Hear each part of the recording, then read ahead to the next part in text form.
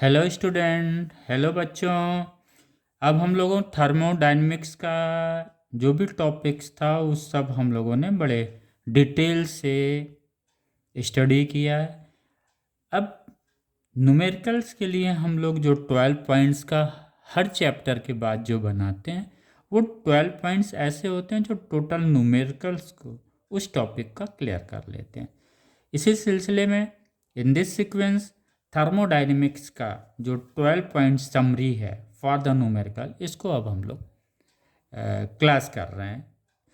तो क्या first law of thermodynamics, बेटा पहला आउट ऑफ 12 में जो फर्स्ट है वो फर्स्ट लॉ ऑफ थर्मोडायनेमिक्स है। It means heat supply is equal to change in internal energy plus work done. Isothermal process में क्या होता है बेटा, हीट सप्लाई जब हम करते हैं तो क्या होता है, एक्सपांशंस होता है।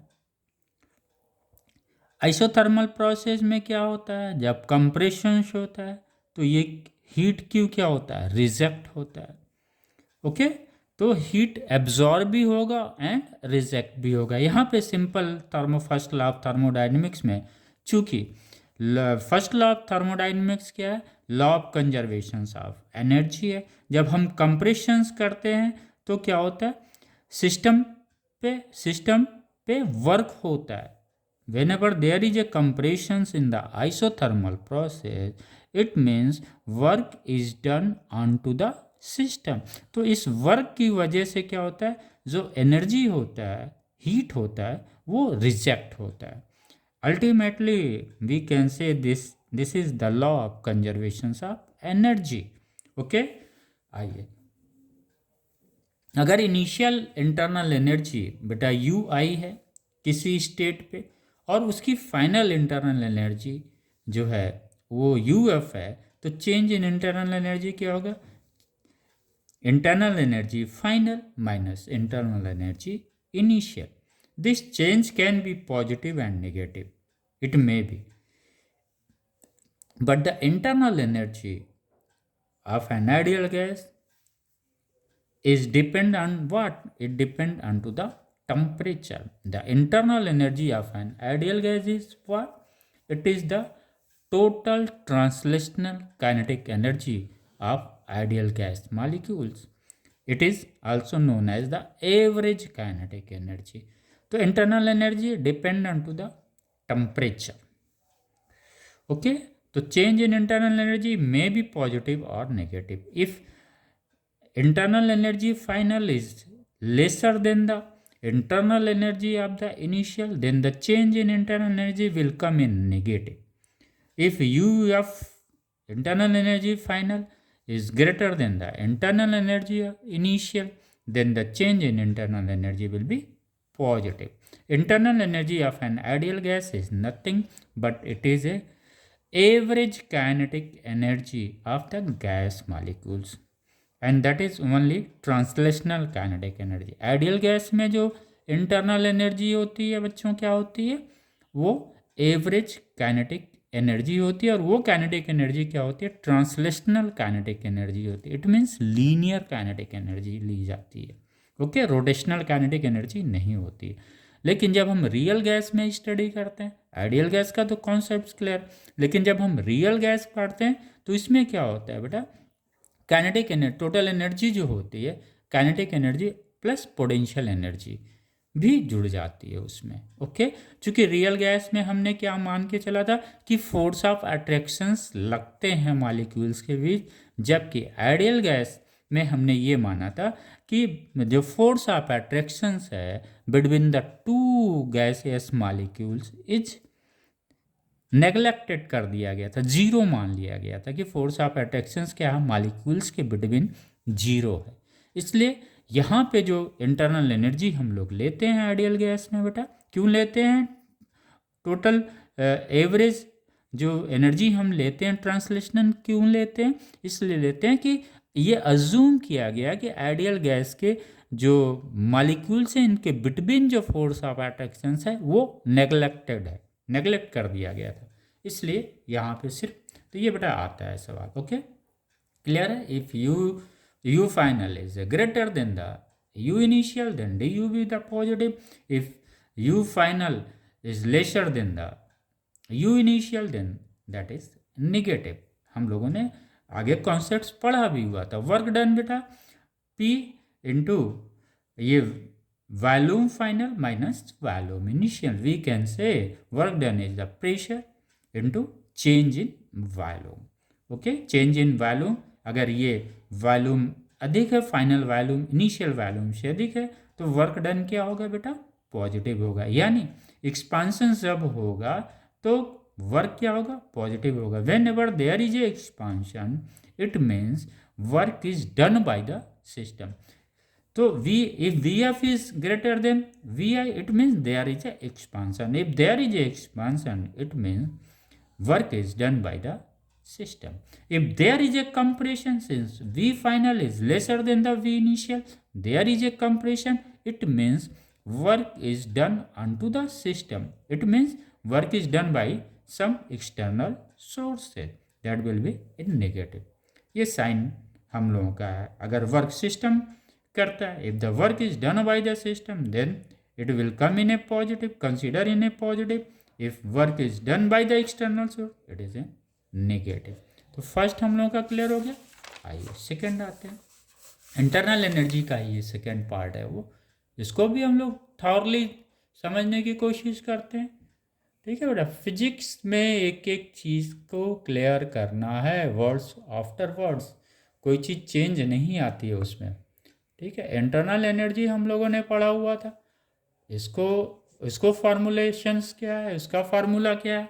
Internal energy equal to 3/2 n is the numbers of molecules, k is the Boltzmann constant, and T is the temperature. At any temperature T, the internal energy is this. If T changes, internal energy changes. Okay, this we can say it is a average kinetic energy. It depends on to the state. Okay, and ऐसे लिख डालिएगा, आप अपने notebook में clear रखिएगा बेटा. N is total number of a gas molecule, that is an ideal gas का internal energy है. T is the absolute temperature, यानी यहाँ पे जब भी टेम्परेचर सेल्सियस में होगा इसको आप केल्विन में कन्वर्ट करेंगे. एक यहाँ पे सवाल बनता है, एब्सोल्यूट जीरो पे इंटरनल एनर्जी क्या होगी? तो अगर T इक्वल टू 0 है, then at absolute temperature the internal energy will be 0. Okay, since at absolute temperature T, if it is to be 0, then the root mean square speed of the gas molecule also be 0. It means the average kinetic energy of the gas molecules will be 0. Henceforth, if the T is 0 Kelvin, then internal energy considered to be 0. Kinetic energy of an ideal gas molecule is 0 at absolute 0 Kelvin. Okay, absolute means it is in Kelvin scale. Okay, whenever there is a word absolute, it means it is talking about the Kelvin scale. Okay, simple, very simple. Kelvin, convert Kelvin into Celsius. This is the way. It means at, if we say that temperature T, that is absolute temperature 0 degree Kelvin, then it is in Celsius. What should be the value? -273 degree Celsius. एक सवाल बेटा यहाँ पे और बन सकता है, इसको हम लोग देखते हैं.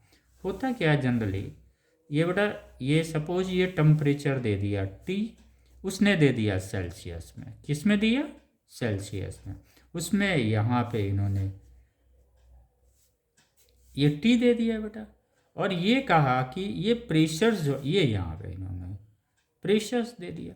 अब अगर यहाँ पे सेल्सियस दिया है बेटा, तो ये क्या है? 0 0. अब यहाँ पे एक क्वेश्चन ये उठता है, ये एक्स एक्सिस पे क्या है बेटा? टेम्परेचर है, लेकिन इसको मेजर किससे कर रहे हैं? सेल्सियस से कर रहे हैं. अब यहाँ पे एक ग्राफ दे सकता है आपको कि ये कौन सा ग्राफ ट्रू है. यहाँ से एक दे देगा -273 डिग्री सेल्सियस दे दिया, यहाँ पे कुछ और दे दिया, यहाँ पे कुछ और दे दिया, ये लाइन दे दिया आपको, ये लाइन दे दिया, ये लाइन दे दिया. अब ये पूछ सकता है कि 0 डिग्री सेल्सियस पे प्रेशर क्या होगा। आपको तो लगेगा यार अगर ये 0 है तब तो यहाँ पे P भी 0 हो जाएगा, तो ग्राफ भी क्या होगा, प्रेशर भी क्या हो जाएगा, उसका उसका फिर वैल्यू क्या हो जाएगा, आप इसको 0 करेंगे क्योंकि 0 डिग्री सेल्सियस पे ये हम लोगों ने लिया। लेकिन अभी हम लोगों ने पढ़ा था काइनेटिक एनर्जी की हम बात कर रहे हैं बेटा, अगर ये 0 0 पे है, 0 सेल्सियस पे है, ये 0 0 है, तो 0 सेल्सियस पे क्या होगा, प्रेशर भी क्या होगा, 0 हो जाएगा। लेकिन काइनेटिक एनर्जी क्या होगी, काइनेटिक एनर्जी कहाँ पे 0 होगी, that can ask at which temperature the kinetic energy of the gas will be 0। तो वो चीज़ें आपको यहाँ पे ध्यान रखनी है। तो किस टेम्परेचर पे होगा काइनेटिक एनर्जी 0, -273 डिग्री सेल्सियस पे। क्लियर हो गया बेटा, ये इस तरह से ग्राफ का क्वेश्चन आ जाता है।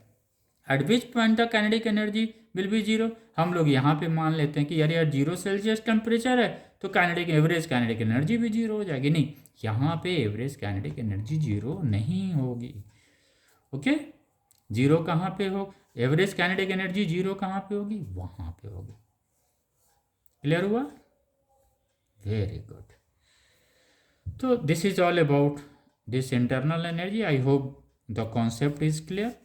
यहाँ पे बस एक चीज़ जो था, ये सेल्सियस को केल्विन में कन्वर्ट कैसे करना, ये क्लियर हो गया। काइनेटिक एनर्जी 0 किस पे होगी, -273 डिग्री सेल्सियस पे होगी या फिर 0 केल्विन पे होगी। सिंपल, इससे भी आ जाएगा। इसको भी आप लोग चाहें तो एक बार नोट कर लें बेटा, क्योंकि हम लोगों ने पढ़ा हुआ था प्रेशर्स क्या होता है। Pressures of the gas is equal to 1/3, m is the mass of one molecule, n is the total numbers of molecules, v is the volume of the gas, v square is the square average speed of the gas molecule.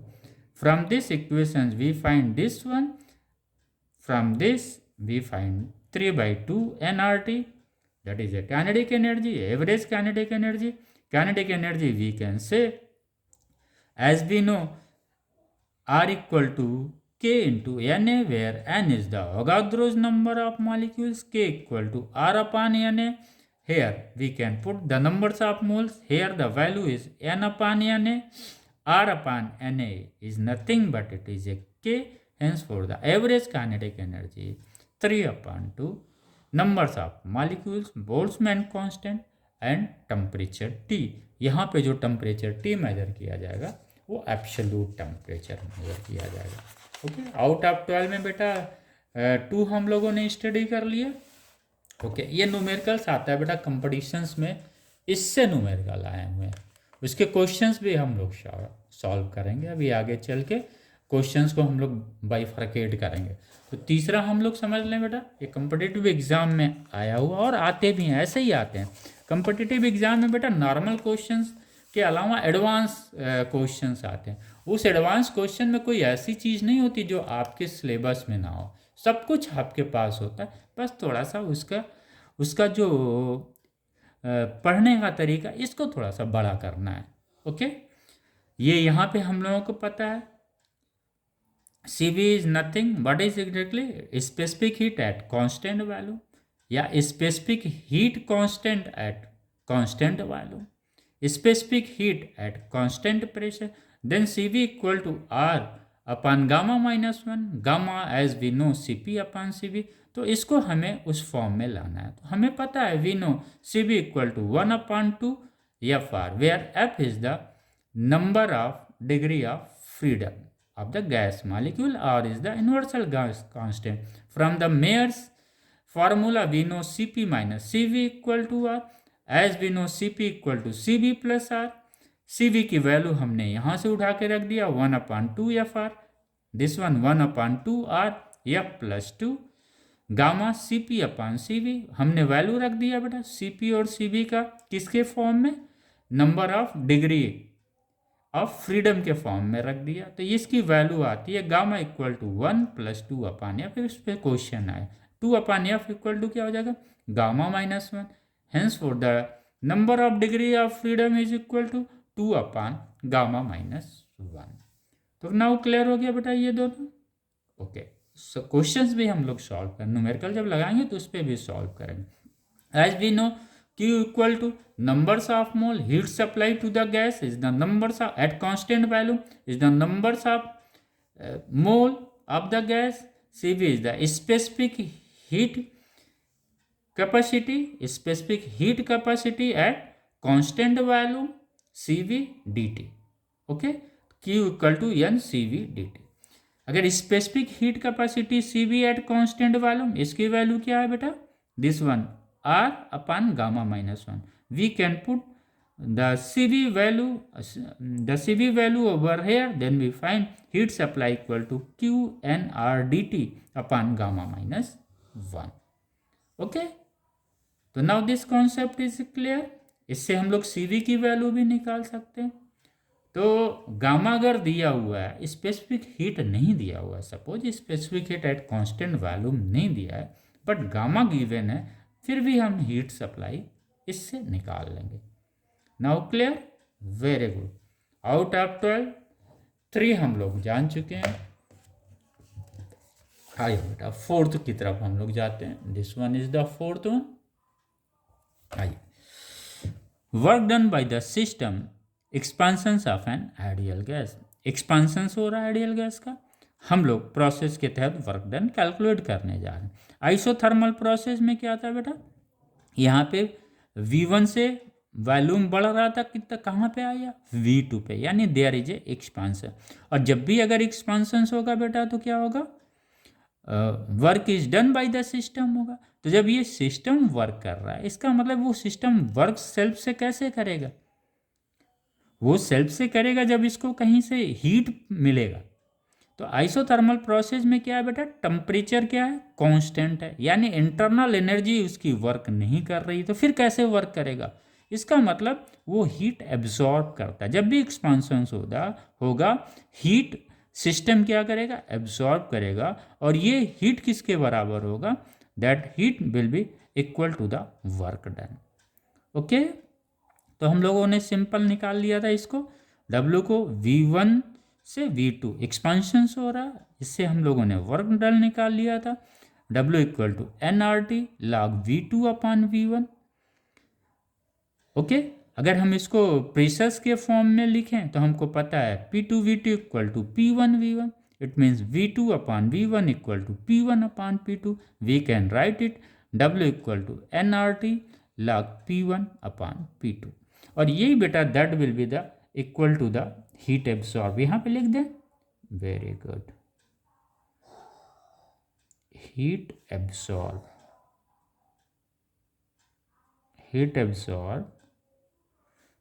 Q equal to work done.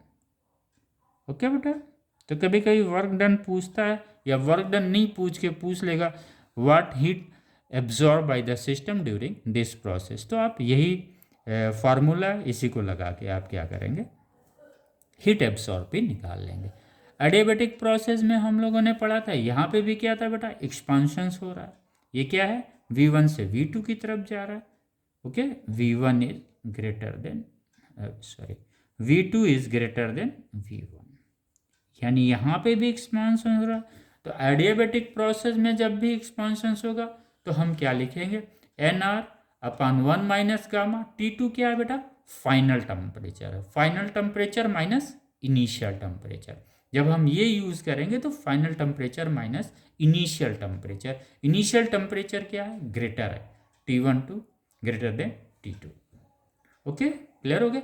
अब आता है कि adiabatic process में जो ये work होता है, ये वर्क कौन करता है, क्योंकि एडियाबेटिक आइसोथर्मल प्रोसेस में तो इसने हीट एब्जॉर्ब करके वर्क किया, यहाँ पे तो हीट है ही नहीं है, ना इन हो रही है हीट और ना आउट हो रही है हीट। तो जब इस प्रोसेस के तहत हीट ना इन होगा ना आउट होगा, फिर मेरे दिमाग में आएगा फिर वो वर्क कैसे करेगा। यहाँ पे बेटा T1 हम लोग क्यों बोल रहे हैं T1 is greater than T2, क्योंकि टेम्परेचर T1 का अधिक होने की वजह का मतलब क्या हुआ बेटा, यहाँ पे गैस की इंटरनल एनर्जी क्या है, मैक्सिमम है, अधिक है कंपेयर टू दिस पॉइंट। तो ये जब T1 से जब ये वर्क करता है तो ये वर्क किसके द्वारा कर रहा है, उसका वो अपना इंटरनल एनर्जी को डिक्रीज कर रहा है, लॉस कर रहा है। और जब इंटरनल एनर्जी डिक्रीज करेगा बेटा तो क्या होगा, टेम्परेचर भी डिक्रीज करेगा। गुड, फिर से हम लोग रिपीट कर दें। आइसोथर्मल में तो हमें समझ में आ गया, उसने सराउंडिंग से हीट एब्जॉर्ब किया और ये हीट एब्जॉर्ब जो है equal to the work done हो गया, क्लियर हो गया। लेकिन एडियाबेटिक प्रोसेस में हम लोगों ने ये जाना है कि एडियाबेटिक प्रोसेस में हीट ना इन होता और ना हीट आउट होता है, सराउंडिंग से हीट ना ले सकता है सिस्टम और ना अपना हीट सराउंडिंग को दे सकता है। इसका मतलब अगर यहाँ पे टेम्परेचर T1 अधिक है और गैस एक्सपांड कर रहा है तो ये जो वर्क हो रहा है वो वर्क किसके द्वारा हो रहा है, इसके इंटरनल एनर्जी के द्वारा। यानी जो इसकी इंटरनल एनर्जी क्या हो रही है, डिक्रीज कर रही है बेटा। तो जब इंटरनल एनर्जी डिक्रीज करेगा तो क्या होगा, टेम्परेचर भी डिक्रीज करेगा। इसीलिए ये जैसे जैसे आता है टेम्परेचर भी डिक्रीज करता है। क्यों, क्योंकि इंटरनल एनर्जी वर्क कर रही है और जब इंटरनल एनर्जी वर्क करेगी तो अपनी एनर्जी लॉस करेगी। किसको दे रही है, वर्क को दे रही है। तो ये बेटा ये बहुत प्यारा सा कॉन्सेप्ट है, इस कॉन्सेप्ट को आप लोग जरूर माइंड में रखिएगा। क्लियर, तो ये क्लियर हो गया। T2 minus T1, this one due to expansions of an ideal gas, work is done by the internal energy, hence internal energy decreases, therefore temperature decreases। Okay बेटा, क्लियर हो गया, आगे बढ़े हम लोग, वेरी गुड। ये बेटा वर्क डन, यहाँ ये T2 माइनस T1 है, इसकी जगह हम ये भी रख सकते हैं। ये जब इसको हम चेंज करेंगे तो ये इस फॉर्म में भी वर्क डन आ जाएगा, क्लियर। लेकिन यहाँ पे क्लियर हो गया, एडियाबेटिक प्रोसेस में जो वर्क डन किसके द्वारा होता है, due to the internal energy work करती है, किसकी, गैस की। और इंटरनल एनर्जी जब वर्क करेगी तो इंटरनल एनर्जी का लॉस जो होगा वो कहाँ पे जाएगा, वर्क डन में जाएगा। इसका मतलब इंटरनल एनर्जी गिरेगी। जब इंटरनल एनर्जी डिक्रीज करेगी तो टेम्परेचर भी क्या करेगा, उसका डिक्रीज करेगा। बहुत की पॉइंट है बेटा। आइसोथर्मल में एक्सपांशंस में एब्जॉर्ब करता है, यहाँ एक्सपांशंस में क्या होता है, इंटरनल एनर्जी डिक्रीज करती है। लेकिन जब यहीं पे कंप्रेशंस होगा तो इंटरनल एनर्जी फिर क्या करेगी, इंक्रीज करेगी। और जब कंप्रेशंस होता है एडियाबेटिक प्रोसेस में तो एक चीज़ बेटा दिमाग में रखना है, फिर ये जो वर्क होता है वो एक्सटर्नल एजेंसी वर्क करती है। ओके, जब भी इंटरनल एनर्जी गैस का इंक्रीज करेगा उसका मतलब एक्सटर्नल सोर्स ने वर्क किया। यहाँ पे क्या था, इंटरनल एनर्जी डिक्रीज कर रही थी, एक्सपांशंस हो रहा था। वहाँ पे वर्क कौन कर रहा था, वहाँ पे इंटरनल एनर्जी के द्वारा वर्क हो रहा था, एक्सपांशन। लेकिन जब कंप्रेशंस होगा तो बेटा इंटरनल एनर्जी के द्वारा कंप्रेशंस नहीं होगा, क्योंकि इंटरनल एनर्जी जब भी वर्क करेगी तो टेम्परेचर क्या होगा, डिक्रीज करेगा। लेकिन जब हम वॉल्यूम को डिक्रीज करेंगे, कंप्रेस करेंगे, तो वहां पे जो वर्क मिल जाएगा एडियाबेटिक प्रोसेस में बेटा वो इंटरनल एनर्जी से वर्क नहीं मिलता है। Concepts clear. एक्सपांशन में कौन वर्क करता है एडियाबेटिक प्रोसेस में, इंटरनल एनर्जी करती है। कंप्रेशंस में कौन वर्क करता है, work is done on to the system होता है। एडियाबेटिक प्रोसेस एक्सपेंशन में क्या होता है, work is done by the system होता है। लेकिन वो वर्क करता कौन है बेटा, गैस की इंटरनल एनर्जी करती है। And internal energy depend on to the temperature. तो जैसे जैसे एक्सपांड करेगा इंटरनल एनर्जी वर्क में यूज होती चली जाएगी, इंटरनल एनर्जी डिक्रीज करती है। लेकिन जब कंप्रेशंस होता है तो वहां पे वर्क डन में इंटरनल एनर्जी का कोई रोल नहीं होता है। हमको लग रहा है बच्चों कॉन्सेप्ट बहुत प्यारा है और आप लोगों का क्लियर भी हो रहा होगा। ओके, फोर्थ हो गया हम लोगों का, फिफ्थ में चलते हैं हम लोग। आइए बेटा, ये फिफ्थ का हम लोगों का हो गया दिस वन।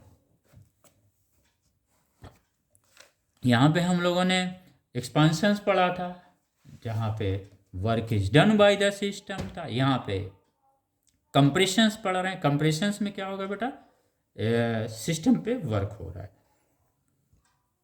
अब इसमें आइए बेटा, जब ये वॉल्यूम V2 से V1 की तरफ डिक्रीज कर रहा है तो क्या हो रहा है, कंप्रेशंस हो रहा है। यानी work is done on to the system हो रहा।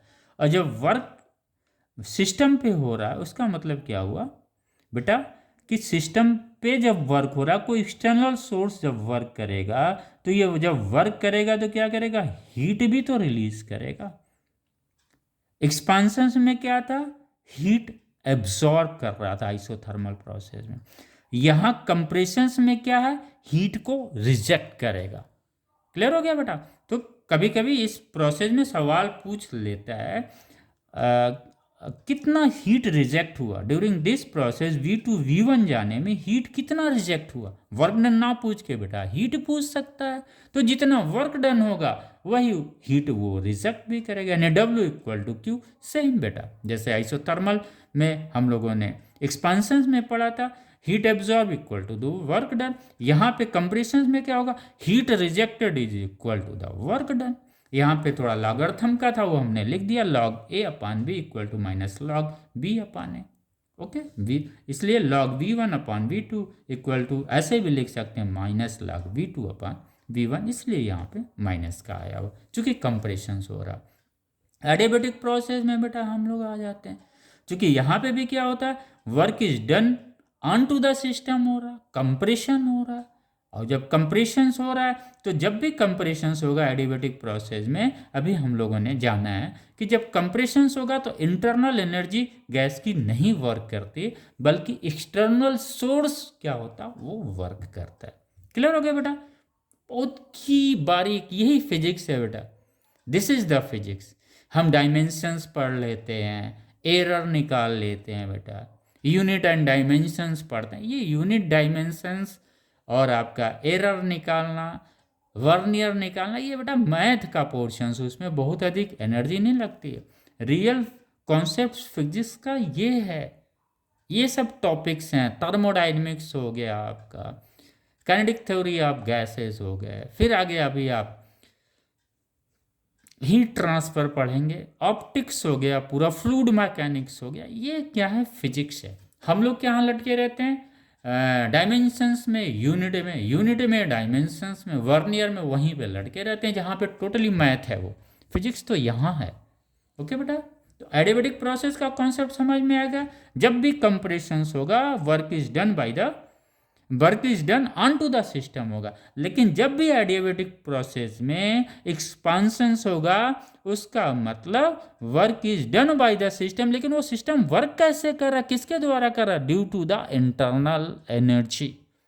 तभी बेटा ये टेम्परेचर जब एक्सपांशन होता है एडियाबेटिक प्रोसेस में, तो टेम्परेचर क्या होता है, डिक्रीज करता है, क्योंकि इसकी इंटरनल एनर्जी वर्क करती। बहुत ही की पॉइंट है बच्चों।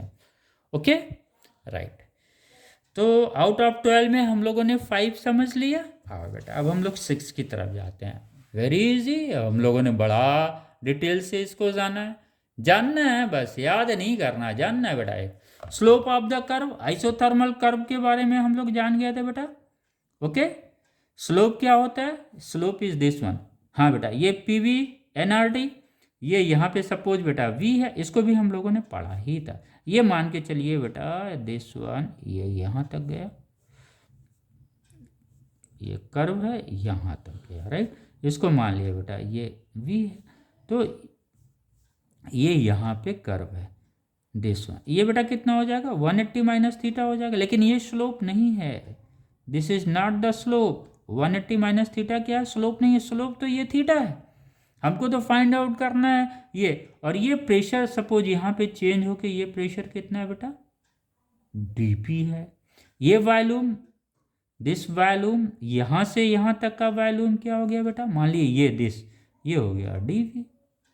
इट मीन्स ये अगर हम लोग देखें, ये बेटा हो गया dP, this one is the dP हो गया, ये हो गया आपका dV हो गया, ये हो गया आपका 180 माइनस थीटा हो गया, 180 माइनस थीटा। स्लोप क्या है बेटा, यही ना है, dP माइनस dP अपान dV, टेन थीटा। वाई, चूंकि हमको पता है बेटा ये टेन थीटा, आइए 180 minus theta tan 180 minus theta equal to क्या हो जाएगा बेटा, dp upon dv, dp upon dv, okay, dp upon dv। ये बेटा स्लोप क्या हो जाएगा, slope is nothing but it is a tan theta. This one is the positive, this one is the negative. Okay, why? Since tan 180 minus theta equal to dp upon dv, and this tan 180 minus theta equal to क्या हो जाता है बेटा, ये this one, ये यहाँ पे this one हो जाएगा बेटा,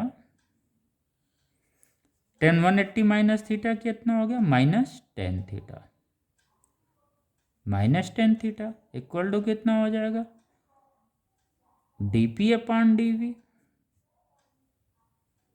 this tan theta equal to क्या हो जाएगा बेटा, minus dp upon dv, minus dp upon dv। And dp upon dv की वैल्यू कितनी आई है, dp अपॉन dv की वैल्यू यहाँ से आई थी, ये दिस वन वैल्यू आई है बेटा, dp upon dv equal to minus p upon v, okay. But हमने क्या पढ़ा है, tan theta equal to minus dp upon dv। अगर हम इसको माइनस से मल्टीप्लाई कर दें, इसको भी माइनस से मल्टीप्लाई कर देंगे, तो dp अपॉन dv क्या हो जाएगा, minus dp upon dv, minus dp upon dv हो जाएगा this one p upon v। Clear हो गया बेटा, मतलब slope means nothing, this theta tan theta, this is the slope. Now the clear, कोई कंफ्यूजन अब नहीं होना चाहिए कि यार ये स्लोप में माइनस पी अपान वी हमें लिखना है कि प्लस पी अपान वी लिखना है, कुछ नहीं, प्लस पी अपान वी, चूंकि स्लोप क्या है, minus D P upon D B, and slope is nothing but it is a tan theta. Clear हो गया बेटा, D P upon D V. आइए एडियाबेटिक कर्व भी सेम है बेटा, यहाँ पे भी हम लोग आते हैं सेम चीज़, यहाँ पे भी 180 माइनस थीटा ही होगा, तो यहाँ पे क्यों हो गया ये स्लोप, ये माइनस ही हो गया, लेकिन एक्चुअली में क्या है, ये माइनस डीपी है, डीपी अपॉन डीवी। सिमिलरली जैसे यहाँ पे हमने निकाला था टेन थीटा, वहाँ पे भी हम टेन थीटा निकाल लेंगे, and this one is this DP minus ये हो गया DP upon DV. Why, since again same process, tan 180 minus theta equal to dp upon dv, dp upon dv, as we know tan theta is the slope, then this ये क्या हो जाएगा, ये dp minus tan theta 180 minus theta, this one is the gamma p, बिल्कुल clear है वो, यानी यहाँ पे जब हो जाएगा वो बेटा हम इसको ऐसे लिख सकते हैं, tan theta equal to minus dp upon dv, minus dp upon dv, okay. तो टेन थीटा का जब लिखते हैं हम लोग dp upon dv, this one dp upon dv, then we will get the value of gamma p upon v। Clear हो गया, तो slope of the adiabatic curve gamma already है ही है, p अपॉन v किसका स्लोप है, isothermal curve का slope है। It means the slope of adiabatic curve is equal to gamma into P upon V, P upon V किसका slope है, isothermal का है, it means gamma into slope of isothermal curve. Clear हो गया बेटा, यहाँ पे हमको जो ध्यान रखना है, टेन थीटा क्या होता है, वही स्लोप होता है, और ये थीटा एंगल क्या होती है, एंटी क्लॉकवाइज डायरेक्शन में होती है, किससे, एक्स एक्सिस की। ये नहीं हो सकता है बेटा, this can not be slope, this theta is the slope, this tan theta is the slope. तो टेन थीटा का ये हम लोगों ने निकाल लिया था, टेन 180 माइनस थीटा से हमने dp अपॉन dv निकाल लिया था। क्लियर हो गया बेटा, now I hope the concept is clear, very good. क्योंकि ये गामा से गामा क्या हो जाएगा, ये दिस गामा से दिस गामा कैंसिल हो जाएगा, तो ये क्या बचेगा बेटा, gamma p upon v minus dp upon dv, okay. और minus D P upon D V equal to क्या हो जाएगा, plus gamma P upon V. Now the concept is clear. ये स्लोप बेटा बहुत कंफ्यूज करता था आप लोगों को, ये माइनस प्लस क्यों है, कहाँ माइनस होगा कहाँ प्लस होगा, तो अब नाउ आपका कॉन्सेप्ट क्लियर हो गया। ओके बेटा, नाउ हम लोग 50% कर चुके हैं। आइए सेवेंथ पे आते हैं। आउट ऑफ 12 में हम लोगों ने 6 खत्म कर लिया। सेवेंथ बहुत इजी है, उसमें कुछ कहना ही नहीं है, जीरोथ लॉ ऑफ थर्मोडाइनमिक्स है। इन्होंने बोला ए बी सी 3 जो है सब्सटेंस है, ए और बी के बीच में इंसुलेटेड मटेरियल्स हैं, इनके बीच में कोई कांटेक्ट नहीं है, लेकिन ए का सी से कांटेक्ट है और बी का सी से डायरेक्ट कांटेक्ट है। तो ये बोले अगर ये ए सी से सेम टेम्परेचर पे होगा, आइसोथर्मल इक्विलिब्रियम मतलब temperature must be same. if we are saying that two bodies are in isothermal equilibrium, it means we are saying that the temperature of both are the same।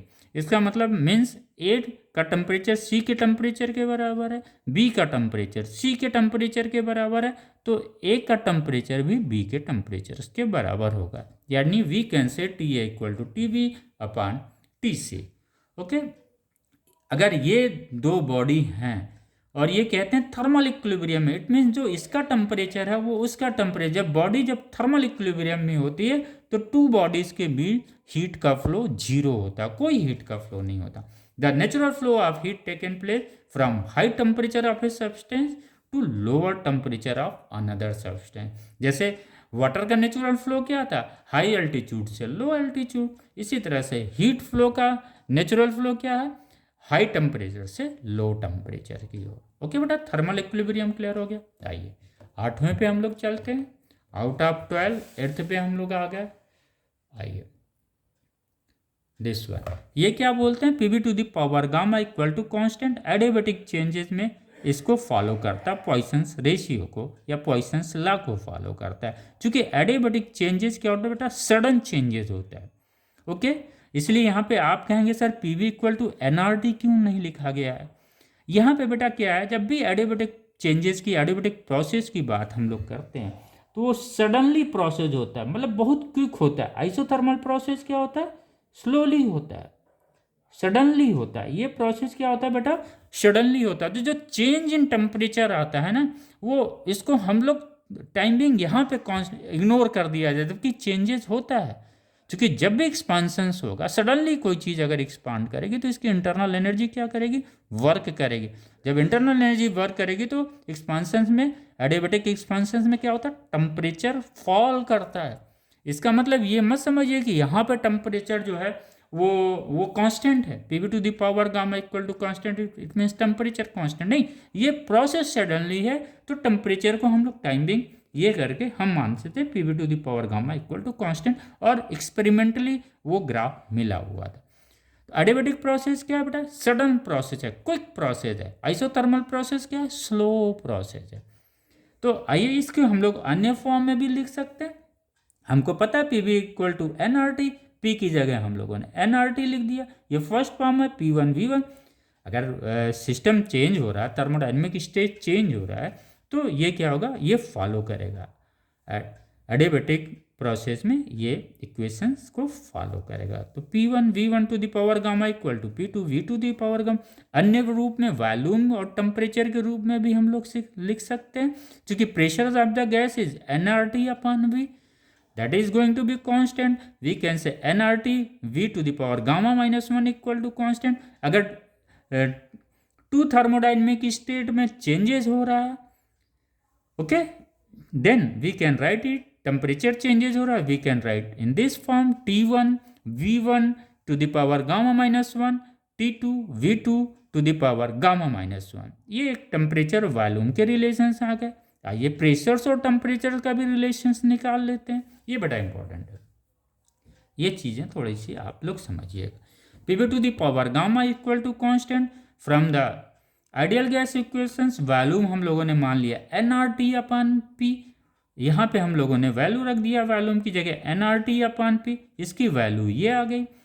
अगर वो process होता है, to process change होता है, state change होता है, one state to two state में जाती है, देन ये रिलेशंस क्या हो जाएगा बेटा, this one P1 to the power 1 minus gamma into T1 to the power gamma equal to P2 to the power 1 minus gamma into T to the power gamma. ये बड़ा इंपॉर्टेंट है, competitions में जो हम लगाते हैं ना, वो PV to the power gamma पे क्वेश्चन थोड़ी ना करेगा।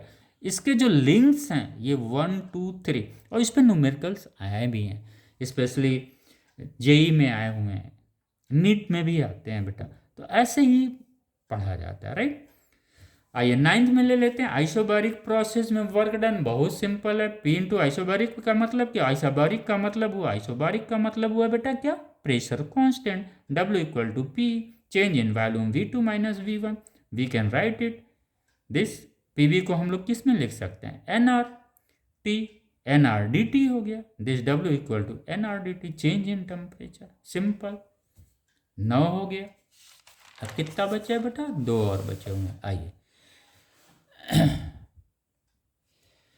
हीट इंजन वेरी इजी है बेटा। हीट इंजन में हम लोगों ने पढ़ा था, it is a cyclic device which convert heat energy into mechanical energy in पर साइकिल। एक साइकिल का है बेटा, ये जो Q1 हीट यूज हो रहा है यहाँ पे किसके लिए हो रहा है, एक साइकिल के लिए हो रहा है। एक साइकिल कंप्लीट होगा फिर Q1 हीट इसको मिलेगा, दूसरा साइकिल कंप्लीट होगा फिर Q1 हीट मिलेगा। ये यानी हीट कांस्टेंट रहता है। ये जो सोर्स ऑफ हीट है वो इनफाइनाइट हीट एब्जॉर्ब दे सकता है, इनफाइनाइट हीट सप्लाई कर सकता है। ये जो सिंक है इनफाइनाइट हीट एब्जॉर्ब कर लेगा। इसी कॉन्सेप्ट पे हीट इंजन चलता है बेटा। तो for 1 cycle Q1 heat supply करने पे वर्क कितना आया, W आया। ओके, W वर्क आया बेटा। यूनिट हीट सप्लाई पे वर्क कितना आया, W upon Q1। This is the efficiency of the heat, कितना पर साइकिल। एक चीज हमेशा बेटा ध्यान में रखिए, ये कितने हैं, 1 साइकिल का हम लोग निकाल रहे हैं। तो Q1 हीट जब इसको सप्लाई हुआ तो ये हीट कहाँ गया, उस वर्किंग सब्सटेंस में गया, वहां पे उसने वर्क किया। जब वर्क किया तो कुछ तो हीट इसका यूज किया होगा, बाकी जो नहीं यूजफुल था वर्क उसने क्या किया, हीट सिंक को दे दिया। ओके, तो ये क्या हुआ, Q1 हीट सप्लाई किया होगा, वर्क डन प्लस Q2। चूंकि Q1 हीट आया, W वर्क हुआ, ये हीट यूज हुआ वर्क डन में, बाकी जो हीट आया वो सिंक में चला गया। तो टोटल हीट क्या होगा, Q1 equal to W plus Q2। Work कितना आया, इन दोनों का डिफरेंस क्या होगा, वर्क होगा, Q1 माइनस Q2। ओके, अब हमको पता है Q1 हीट देने पे W वर्क है, यूनिट हीट देने पे वर्क कितना होगा, this is the efficiency. Efficiency क्या है, यूनिट पे कितना वर्क होगा। Q1 हीट पे तो W वर्क आया, यूनिट हीट पे, सिंगल हीट पे कितना वर्क आएगा। ये किसी भी इंजन का इफिशियंसी एक से ही निकाली जाती है बेटा। ये क्लियर हो गया, वेरी गुड। आइए 11th आ जाइए, रेफ्रिजरेटर। रेफ्रिजरेटर में क्या पढ़ना है बेटा हम लोगों को, बहुत सिंपल है, सेम चीज़ है, उसी का रिवर्स प्रोसेस है। यहाँ पे क्या होता है, Q1 ये क्या है, रेफ्रिजरेटर में ये सराउंडिंग का हीट है बेटा। ये सिंक में जो गैस भरा हुआ है इसकी वजह से ये क्या है, टेम्परेचर उसका लो है, इसकी वजह से यहाँ पे मैकेनिकल वर्क कौन करता है, इलेक्ट्रिक एनर्जी करती है। जब प्लग लगाते हैं तो इलेक्ट्रिक एनर्जी वर्क करती है, वहाँ से हीट लेती है। ओके, फिर यहाँ पे जो फूड प्रोडक्ट होते हैं वहाँ का टेम्परेचर एब्जॉर्ब करके फिर सराउंडिंग में टेम्परेचर दे देती है। इसका मतलब ये Q1 is again here Q2 plus. बच्चे गलती क्या करते हैं, यार मैंने यहाँ से तो Q2 दिया, बेटा ये Q2 लेसर है देन Q1। ओके, तो ये चीज़ ना रहे कि हमने Q2 दिया तो ये वर्क और प्लस ये हो जाएगा, नहीं बेटा। ये यहाँ पे तो जो हीट दे रहा वो फिर अगेन हीट कहाँ दे रहा, सराउंडिंग्स को दे रहा, जिसका हीट Q1 है, Q1 इज ग्रेटर देना है। यही रेफ्रिजरेटर में थोड़ी सी गलती हो जाती, एंड आई होप अब नहीं होगा। ठीक, electric energy supplied for this purpose is this is the efficiency of heat engine. Okay, यहाँ पे और हम एक चीज़ लिख सकते हैं बेटा, ऐसा प्रूफ भी किया गया था, जो हम लोगों के वीडियोस हैं उसमें प्रूफ भी हैं। जब आप कार्नोट इंजन पढ़ेंगे तो ये आपका प्रूफ मिलेगा बेटा। Okay, efficiency of the heat engine clear हो गया। रेफ्रिजरेटर या इसी को हीट पंप बोलते हैं, सिमिलर जिस तरीके से इसको निकाला गया, इसको निकाल।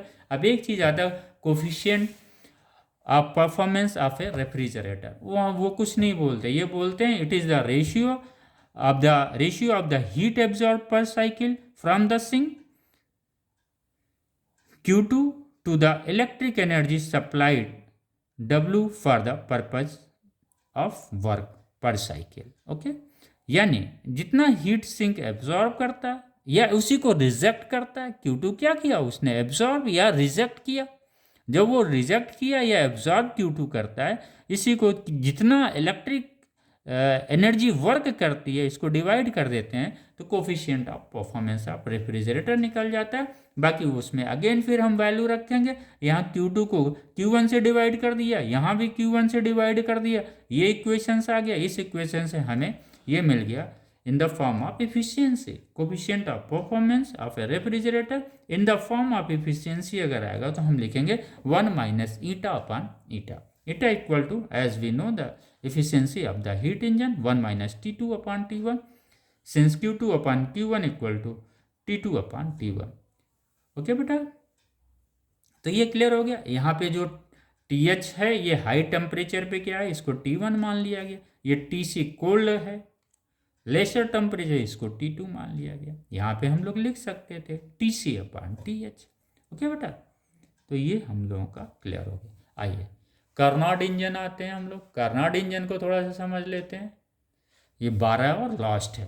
N ideal gas heat engine working substance is an ideal gas. वो हम लोगों ने कार्नोट इंजन पढ़ेंगे तो हम लोग देख लेंगे। सोर्स से Q1 हीट आया, वो वर्किंग सब्सटेंस पे आया, वर्किंग सब्सटेंस ने वर्क किया, वर्क करने के बाद जो हीट आया उसने क्या किया, सिंक को दे दिया, सिंक ने हीट एब्सॉर्ब किया और इसको रिजेक्ट कर दिया।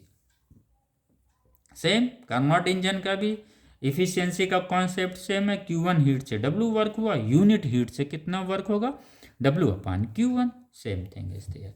ओके बेटा, तो इफिशियंसी ऑफ कार्नोट इंजन निकल जाएगा, efficiency of refrigerator, efficiency of the heat engine. कुछ छोटे छोटे पॉइंट हैं, इसको भी आप लोग नोट कर लें बेटा, इंपॉर्टेंट पॉइंट है।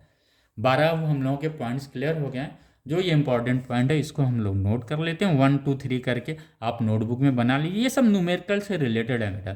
Efficiency of Carnot engine is independent of nature of working substance. पहला point, efficiency of Carnot engine is independent of nature of working substance का नेचर क्या है उस पर इफिशियंसी नहीं डिपेंड करती है, क्योंकि इफिशियंसी का क्या हुआ 1 माइनस T2 अपॉन T1। तो यहाँ पे कोई वर्किंग सब्सटेंस है नहीं, ठीक, यहाँ पे है लेकिन वो इफिशियंसी कार्नोट इंजन की डिपेंड नहीं करती है। Okay, second, N assembly of extremely large number of particle is called a thermodynamic system. Thermodynamic system में बहुत सारी पार्टिकल्स होती हैं, बड़ी बड़ी बहुत मैक्सिमम पार्टी मिलके एक थर्मोडायनेमिक सिस्टम बनाता है। ओके, सच है gas molecule in a container. Gas molecule जब हम डालते हैं, गैस जब कंटेनर में होता है तो कितने होते हैं, लार्ज नंबर्स ऑफ पार्टिकल्स होते हैं, that is gas molecule. Thermodynamic parameters are pressure, volume, temperature and internal energy. The average kinetic energy of an ideal gas, that is a total translational kinetic energy। इसको हम लोग total average energy भी बोल देते हैं, लेकिन कभी कभी आता है रोटेशनल एनर्जी है, पोटेंशियल एनर्जी है कि ट्रांसलेशनल एनर्जी है। Translational energy means linear energy, तो हमारा क्या है, ये ट्रांसलेशनल है। The total energy of a real gas में काइनेटिक एनर्जी और पोटेंशियल एनर्जी दोनों होती है। क्योंकि हमारा सब्जेक्ट कहाँ है बेटा, हमारा सब्जेक्ट है आइडियल गैस पे। कार्नोट हीट इंजन का बेटा ये वाला थोड़ा सा इंपॉर्टेंट है, इसको आप देख लीजिए, क्योंकि जब आप प्रूव करेंगे तब पर भी ये यहाँ से यहाँ तक प्रोसेस क्या होता है बेटा, एडियाबेटिक प्रोसेस होता है। तो V1 अपॉन V4 आएगा जब आप निकालेंगे यहाँ से यहाँ तक का 2 पैरामीटर, जो 2 थर्मोडायनेमिक स्टेट है, इस स्टेट और इस स्टेट पे, फिर यहाँ से यहाँ तक निकालेंगे, then we find V1 upon V4 equal to V2 upon V3। इसको सिंपल करते हैं तो यही हमको V2 upon V1 equal to V3 upon V4। जब हम इसकी टोटल वर्क निकालते हैं तो फिर हमें ये ज़रूरत पड़ती है वहाँ पे। क्लियर हो गया। आइए 7वां पॉइंट नोट कर लेते हैं बेटा, वेरी सिंपल, हम लोग न्यूमेरिकल्स में इसको भी देखेंगे। Gamma equal to CP upon CV, as we know CB equal to half FR C P equal to half F R 1+2/f, यही क्लियर हो गया। Gamma equal to 1+2/f। Then number of degree of freedom हम लोग निकाल सकते हैं अगर gamma दिया हुआ है तो। इस पे भी सवाल बड़े अच्छे आए हुए हैं और आएंगे भी कंपटीशंस में।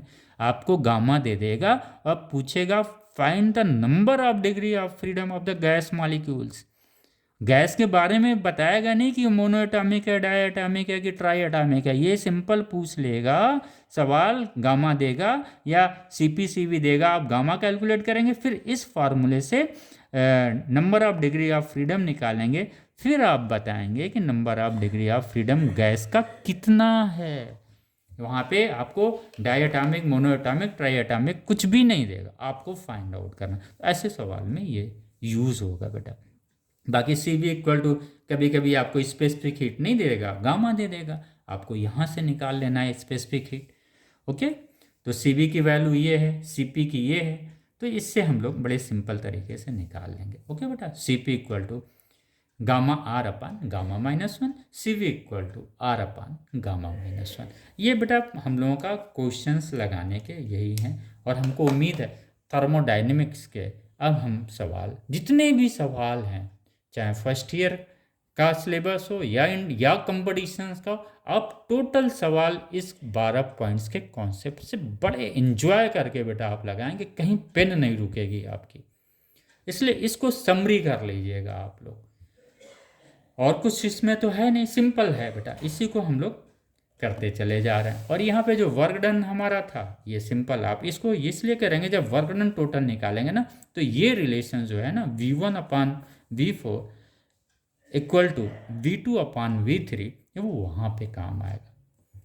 उम्मीद कर रहा हूँ बेटा कि हम लोगों के जो अब न्यूमेरिकल्स हैं फिजिक्स के अब लगेंगे। उसके बाद हम लोग क्या करेंगे बेटा, वो तो हम लोगों का 12 पॉइंट्स समरी हो गया न्यूमेरिकल्स के लिए, और ये ज़रूरी, अगर ये पॉइंट्स 12 आपके क्लियर हैं बेटा, हम बड़े बिलीव के साथ कह रहे हैं कि आप कोई भी कंपटीशंस, नीट या जेई के जो भी सवाल आएंगे, आप बड़े ईजी तरीके से इसको टैकल कर लेंगे। आई होप बेटा आप सभी लोग बच्चों एंजॉय कर रहे होंगे। पढ़ाई करते वक्त हमेशा एंजॉय करिए, लाइट मूड से पढ़ाई करिए, नींद को पूरा ज़रूर करिए, कम से कम 7 घंटे 7 आवर्स की नींद आप ज़रूर लें। ओके बेटा, थैंक यू।